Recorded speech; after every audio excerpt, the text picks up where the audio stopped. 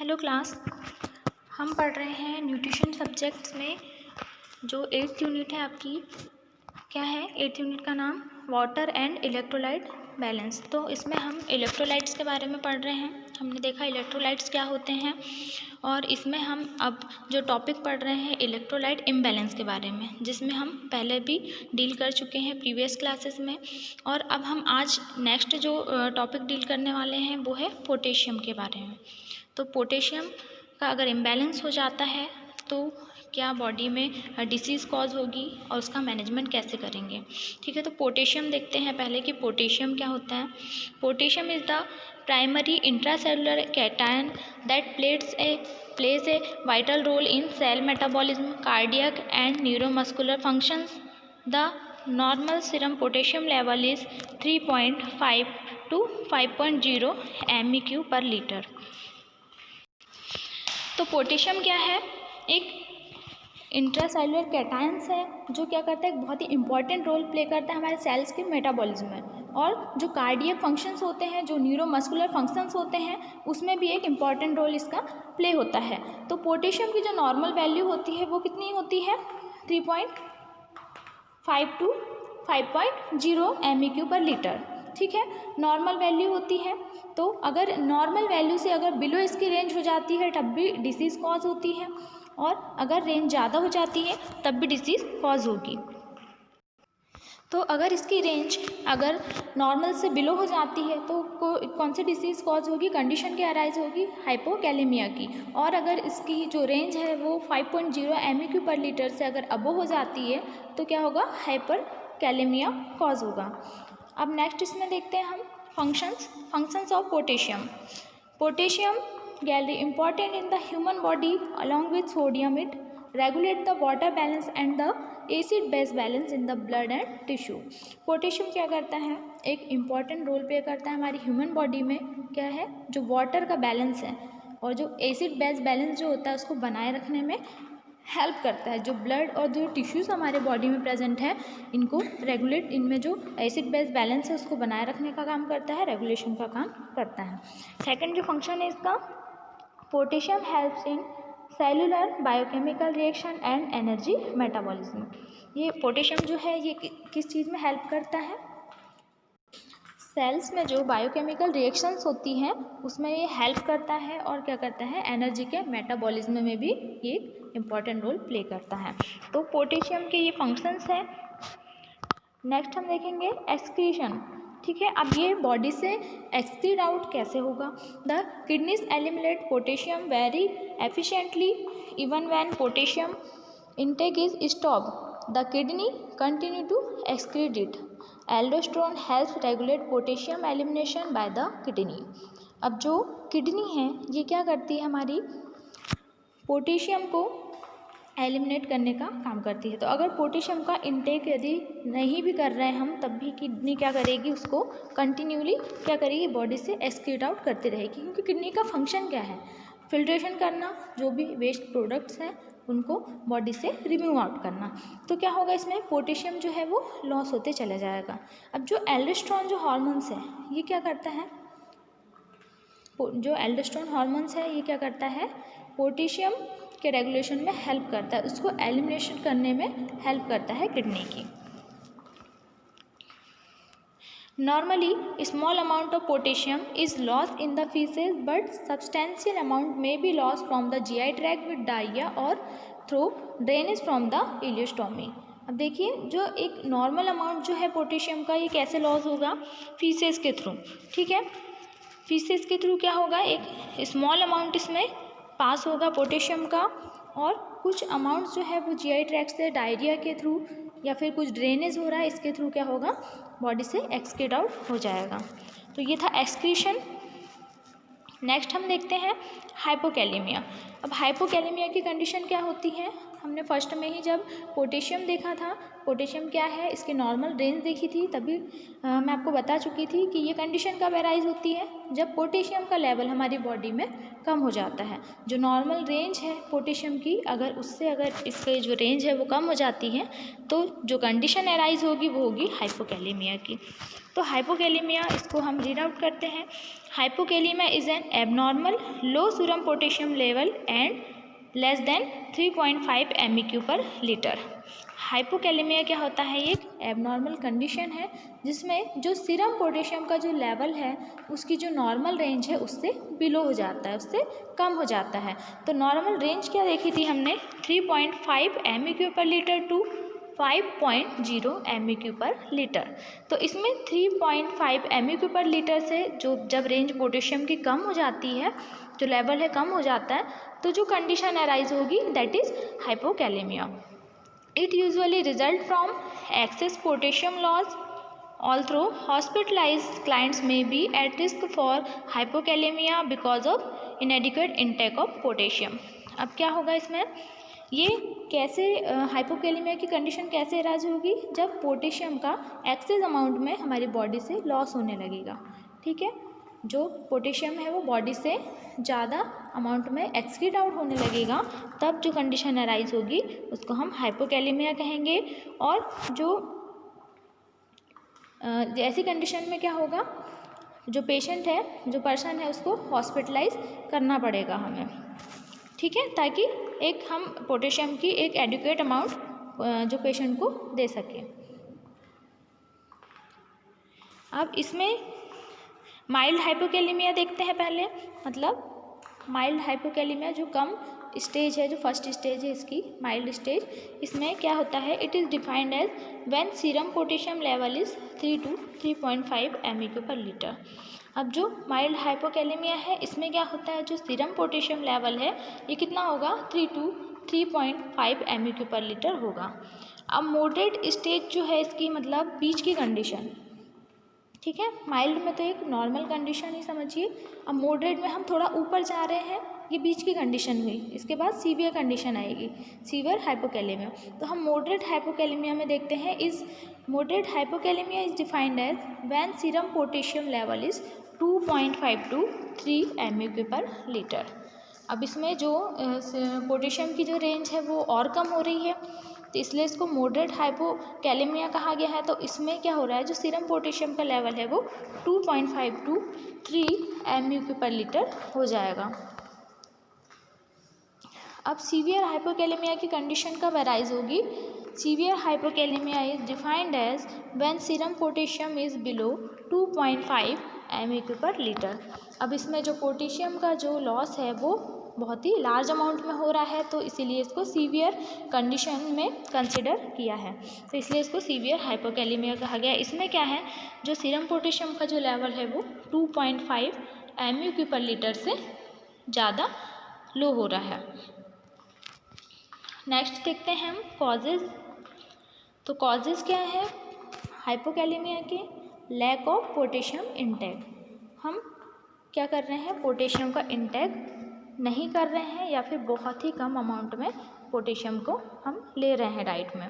Second जो point है, इसका जो सेकंड कॉज है वो क्या है, shift of potassium into cells. अब या तो क्या हो रहा है, जो पोटेशियम जो हम सीरम पोटेशियम ले रहे हैं वो कहाँ शिफ्ट हो रहा है, सेल्स में जाके, तो जिससे क्या होगा, पोटेशियम की कमी आएगी। थर्ड क्या है, पोटेशियम लॉस हो रहा है, वही चीज़ या तो क्या हो रहा है, किडनी के थ्रू क्या हो रहा है, इसका एक्सक्रीशन ज़्यादा अमाउंट में होते जा रहा है और इनटेक कम हो रहा है। ठीक है, अब इनटेक कम होगा पोटेशियम का, एक्सक्रीशन ज़्यादा होगा, तो क्या होगा, हाइपोकैलेमिया कॉज होगा। फोर्थ जो है इसका cause, severe vomiting, loss of intestinal fluid through diarrhoea और इलेस्टोमी ड्रेनेज। अब अगर सीवियर वॉमिटिंग होती है, हमें बार बार अगर वॉमिटिंग हो रही, तब भी पोटेशियम का एक्सक्रीशन होगा, ये क्या होगा, बॉडी से लॉस होगा पोटेशियम। ठीक है, लॉस ऑफ इंटेस्टाइनल फ्लूइड के थ्रू, या फिर डायरिया हुआ उसके थ्रू क्या होगा, या फिर ड्रेनेज हुआ है, ड्रेनेज हो रहा है। ठीक है, इलेस्टोमी हुई है, अब ड्रेन के थ्रू क्या होगा, इसमें पोटेशियम बॉडी से बाहर एक्सक्रीट आउट हो रहा है। तो इसके ये 4 कॉजेज़ थे हाइपोकैलेमिया के। अब नेक्स्ट हम देखते हैं मैनेजमेंट। मैनेजमेंट क्या होगा इसका, oral and parental potassium supplements are given to prevent and treat hypokalaemia. अब इसमें क्या करेंगे हम, ओरल या फिर पेरेंटल, मतलब हम अब या तो ओरली भी दे सकते हैं इसको पोटेशियम की जो क्वांटिटी है, या फिर हम इसको आईवी फ्लूइड के थ्रू भी इसका सप्लीमेंट देकर क्या कर सकते हैं, जो हाइपोकैलेमिया की कंडीशन है उसको प्रिवेंट कर सकते हैं।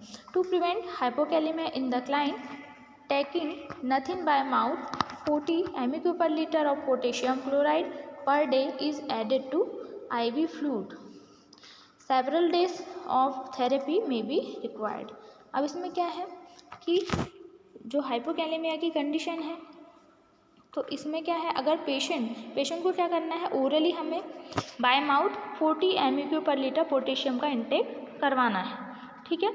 और अगर इतना इंटेक नहीं हो पा रहा है तो हमें क्या करना है, उसमें IV फ्लूइड्स के थ्रू पोटेशियम को जो पेशेंट को देना है, ठीक है, ताकि जो पोटेशियम का लेवल है उसको हम मेंटेन कर सकें। अब नेक्स्ट जो कंडीशन अराइज होती है वो है हाइपरकैलेमिया। हमने डील किया था इसके पहले हाइपोकैलेमिया, उसमें क्या हो रहा था, जो पोटेशियम का जो लेवल है वो कम हो रहा था। अब हाइपर मीन्स ज़्यादा, कैलेमिया मीन्स पोटेशियम, तो इसमें क्या हो रहा है, पोटेशियम का लेवल बढ़ रहा है, इंक्रीज़ हो रहा है, तो इस कंडीशन को हम हाइपरकैलेमिया कहेंगे। तो अब इसमें लेवल जो है कितना बढ़ रहा है, नॉर्मल रेंज से ज़्यादा, मतलब नॉर्मल कितना था 3.5 to 5.0 MEQ पर लीटर, तो यहाँ पर क्या हो रहा है, जो 5.0 MEQ पर लीटर से ज़्यादा रेंज हो रही है पोटेशियम की बॉडी में, तो जो कंडीशन अराइज होगी वो हाइपरकैलेमिया कहलाएगी।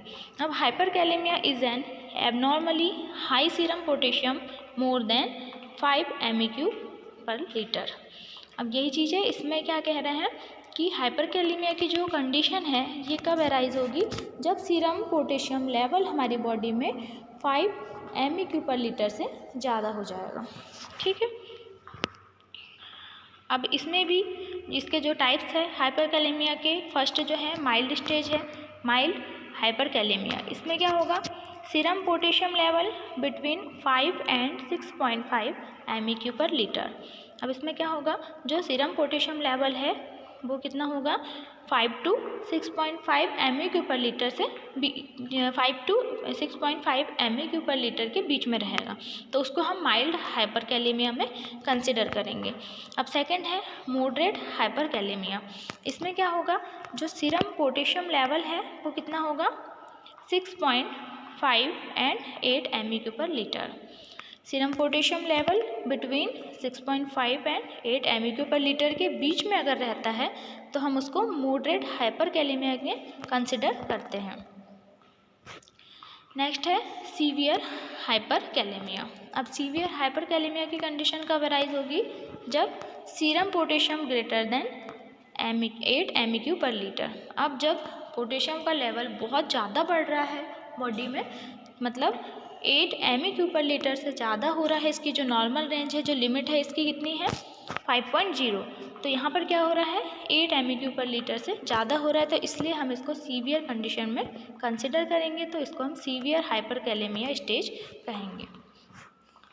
नेक्स्ट इसके कॉजेज़ देख लेते हैं, क्या है कॉजेज़ जो हाइपरकैलेमिया है इसके। Impair the excretion of potassium is a primary cause of hyperkalaemia. देखिए इसमें अगर प्रॉपर एक्सक्रीशन नहीं हो पा रहा है, एक्सक्रीट आउट नहीं हो पा रहा है प्रॉपर पोटेशियम हमारी बॉडी से, तो क्या होगा, जो पोटेशियम का लेवल है वो इम्पेयर्ड हो जाएगा और हाइपरकैलेमिया कॉज होगा। अब साइन एंड सिम्टम्स देखते हैं कि हाइपरकैलेमिया में क्या साइन एंड सिम्टम्स दिखाई देंगे। Hyperkalaemia alters the cell membranes potential affecting the heart skeletal muscles function and GI tract. अब इसमें क्या होगा, अगर हाइपरकैलेमिया की कंडीशन होती है तो जो हार्ट है वो भी अफेक्टेड होगा, उसके फंक्शंस अफेक्टेड होंगे, स्केलेटल जो मसल्स हैं, मसल्स के जो फंक्शंस हैं वो अफेक्टेड होंगे, उसमें क्रैम्पिंग आने लगेगी, है ना, पेन होने लगेगा, और जो GI ट्रैक्ट के जो फंक्शंस है वो भी अल्टर्ड हो जाएंगे। अब इसमें हम मैनेजमेंट क्या करेंगे, the management of hyperkalaemia focuses on returning the serum potassium level to normal by treating the underlying cause and avoid additional potassium intake. अब इसमें क्या होगा, इसका मैनेजमेंट क्या होगा हाइपरकैलेमिया का। इसमें हमें क्या करना है, इसको ट्रीट करने के लिए हमें उसका नॉर्मल रेंज तक के क्या करना है, पोटेशियम को एक्सक्रीट आउट करना है। ठीक है, पोटेशियम को जो पोटेशियम का इनटेक हो रहा है उसको हमें अवॉइड करना है, उसको रोकना है, ताकि क्या हो, हाइपरकैलेमिया की कंडीशन अराइज ना हो। Medications are administered to lower the serum potassium and the stabilize the conduction system of the heart. अब हम इसमें कुछ मेडिकेशंस भी देंगे जो कि सीरम पोटेशियम के लेवल को क्या कर सके, लो कर सके।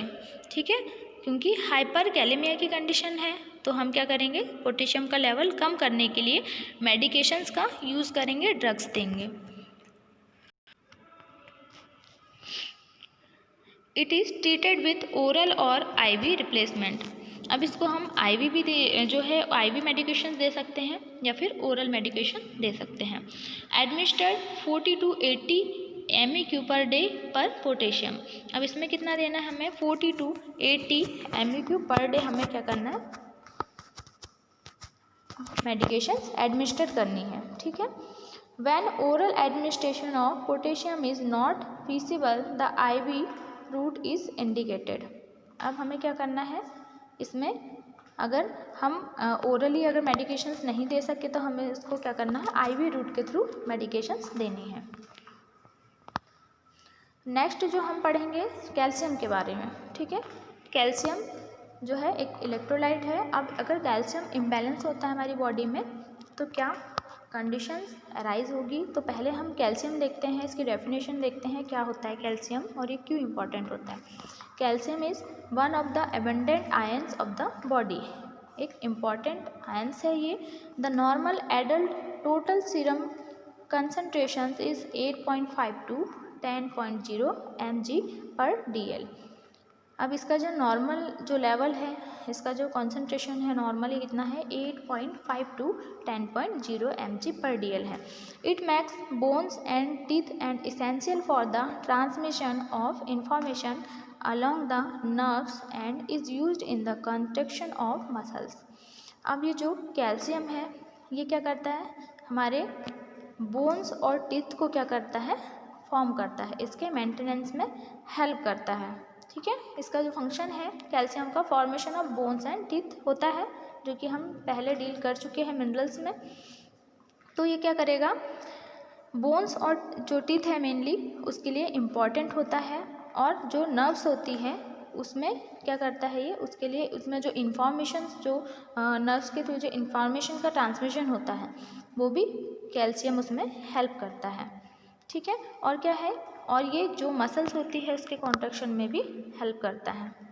तो कैल्शियम क्या होता है, एक इम्पॉर्टेंट आयंस है हमारी बॉडी में, जिसकी नॉर्मल रेंज हमारी बॉडी में कितनी है, 8.5 to 10.0 mg/dl है। अब ये क्या करता है, हमारी बोन्स और टीथ को फॉर्म करने में हेल्प करता है, और जो नर्व्स है उनको हेल्प करता है इंफॉर्मेशन ट्रांसमिशन करने में, साथ में मसल्स के कॉन्ट्रैक्शन में भी इम्पॉर्टेंट रोल प्ले करता है। नेक्स्ट फंक्शंस देखते हैं कैल्शियम के। Formation of bones and teeth, जो फर्स्ट फंक्शन है कैल्शियम का, ये क्या करता है, बोन्स एंड टीथ का क्या करता है, फॉर्मेशन करता है। सेकंड फंक्शन है it helps in blood clotting, ये ब्लड क्लॉटिंग में भी हेल्पफुल होता है। ठीक है, it maintains the permeability of capillary walls, जो कैपिलरी वॉल्स प्रेजेंट होती है हमारी बॉडी में, इसकी परमेबिलिटी को ये मेंटेन करने का काम करता है, रेगुलेट करने का काम करता है कैल्शियम। फोर्थ है it is essential for production of milk, ये मिल्क के प्रोडक्शन के लिए भी बहुत इम्पॉर्टेंट होता है। फिफ्थ जो फंक्शन है इसका, it regulates contraction and relaxation of muscle including heart muscle. अब इसका जो एक इम्पॉर्टेंट रोल है ये क्या है कैल्शियम का, कि ये जो हार्ट की जो मसल्स होती है उनको कॉन्ट्रैक्ट करने का काम करता है और रिलैक्स करने का काम करता है, मतलब इसको सिकुड़ने में और फैलने में हेल्प करता है, जो मसल्स है हार्ट की उसको। नेक्स्ट है एक्सक्रीशन। अब इसका एक्सक्रीशन क्या है कैल्शियम का, only about 20% of calcium ingested is absorb into the blood जो 20% जो कैल्शियम है ये हमारे ब्लड में एब्जॉर्ब होगा। The remaining is excreted in faeces. Extra cellular calcium is excreted by kidney. अब क्या बोल रहा है ये कि जो कैल्शियम का जो 20% जो लेवल है ये ब्लड में एब्जॉर्ब होगा, बाकी जो रिमेनिंग जो कैल्शियम होता है ये फीसेस के थ्रू बॉडी से एक्सक्रीट आउट हो जाता है, और जो एक्स्ट्रा सेलुलर कैल्शियम होता है ये हमारे किडनी इसको फिल्टर करके एक्सक्रीट कर देती है। ठीक है, जिसका एक्सक्रीशन है approximately 99% of the total calcium in the body is bound to phosphate to from the minerals in bone and teeth. The remaining 1% is in extracellular fluid. अब इसमें क्या है, जो टोटल जो कैल्शियम का जो 99% जो कैल्शियम है ये फॉस्फेट के साथ बाउंड होकर क्या करता है, मिनरल्स के साथ जो बोन्स एंड टीथ है इसको मेंटेन करने में हेल्प करता है, इसके फॉर्मेशन में हेल्प करता है। बाकी जो 1% जो होता है एक्स्ट्रा सेलुलर फ्लूइड होता है। अब जब हाइपोकैलेमिया की कंडीशन अराइज होती है तो इसमें क्या होता है, कैल्शियम का लेवल कम होगा क्योंकि हाइपोकैलेमिया की कंडीशन है। ठीक है, hypo means come, kalaemia means calcium. In hypokalemia total serum calcium level is less than 8.5 mg/dl। इस कंडीशन में क्या होगा, जो सीरम कैल्शियम लेवल है वो कितना होगा, 8.5 mg/dl से कम हो जाएगा। Hypokalemia can result from decrease total body calcium store or low levels of extracellular calcium with normal amount of calcium store in bone। इस कंडीशन में क्या होगा, जो कैल्शियम है, कैल्शियम का लेवल है वो डिक्रीज हो जाएगा, और क्या होगा, जो स्टोर्ड जो कैल्शियम है बोन्स में, जो एक्स्ट्रा सेलुलर कैल्शियम है वो क्या होगा, उनका लेवल भी डिक्रीज हो जाएगा। साइन एंड सिम्टम्स क्या दिखेंगे इसमें, जब हाइपोकैल्सीमिया की कंडीशन अराइज होगी तो the most serious manifestation of hypocalcaemia are tetany and conversion. अब जो पहला जो साइन एंड सिम्टम्स दिखेगा इसमें टिटैनी एंड कन्वर्जन, मतलब टिटैनी मीन्स जो बोन्स है वो अफेक्टेड हो रही है यहाँ पर। अब जो बोन का जो शेप है वो इम्पेयर्ड हो जाएगा, कन्वर्जन भी आ सकते हैं, मतलब सीजर्स आ सकते हैं। सेकंड जो सिम्टम्स है इसमें numbness and tingling around the mouth which में develop hands and feet also. अब यहाँ पे क्या होगा, टिंगलिंग सेंसेशन होगा, नमनेस होगा, हैंड्स मेनली जो हैंड्स है हमारे और जो फीट है उसमें मेनली टिंगलिंग सेंसेशन देखने मिलेगा। अब थर्ड जो है muscle spasm of the face and extremities occurs and deep tendon reflexes become hyperactive। अब इसमें क्या होगा, मसल्स स्पाज्म होगा, मेनली जो फेस की जो और एक्सट्रीमिटीज़ की जो मसल्स हैं वो टेंडरनेस होने लगेगी वहाँ पर, और क्या होगा, मस्कुलर स्पाज्म प्रेजेंट होगा। नेक्स्ट हम देखते हैं इसका मैनेजमेंट क्या होगा हाइपोकैलेमिया का। Hypokalemia is treated with oral और IV कैल्शियम। अब इसको हम किस थ्रू ट्रीट कर सकते हैं, हम ओरली या फिर IV कैल्शियम का इंटेक करवा सकते हैं पेशेंट को। Severe hypocalcaemia is treated with IV calcium to prevent life threatening problems such as airway obstruction. अब जब सीवियर हाइपोकैल्सीमिया की कंडीशन अराइज होती है तो हम क्या करेंगे, IV के थ्रू क्या करेंगे, कैल्शियम को पेशेंट को क्या करेंगे, बॉडी में इंटेक करवाएंगे ताकि कोई लाइफ थ्रेटनिंग प्रॉब्लम्स नहीं हो, जैसे कि एयरवे ऑब्स्ट्रक्शन हो सकता है इसमें, तो हमें क्या करना है, इससे प्रिवेंट करने के लिए IV कैल्शियम थेरेपी देंगे। नेक्स्ट है calcium gluconate and calcium chloride are widely use. इसमें हम मेनली क्या यूज़ करते हैं, calcium gluconate and calcium chloride का यूज़ करते हैं। नेक्स्ट जो कंडीशन अराइज होगी हाइपर कैल्सीमिया, इसमें क्या होगा, कैल्शियम का लेवल अपने नॉर्मल रेंज से बढ़ जाएगा जिसको हम हाइपर कैल्सीमिया कहेंगे। In hypercalcaemia serum calcium value is more than 10.0 mg/dl। Excess iodized calcium in ECF can have serious widespread effects। अब क्या हो रहा है इसमें, जो सीरम कैल्शियम की जो वैल्यू है वो कितनी हो रही है, नॉर्मल से ज़्यादा हो रही है, इसका लेवल बढ़ रहा है 10.0 mg/dl से ज़्यादा हो रहा है।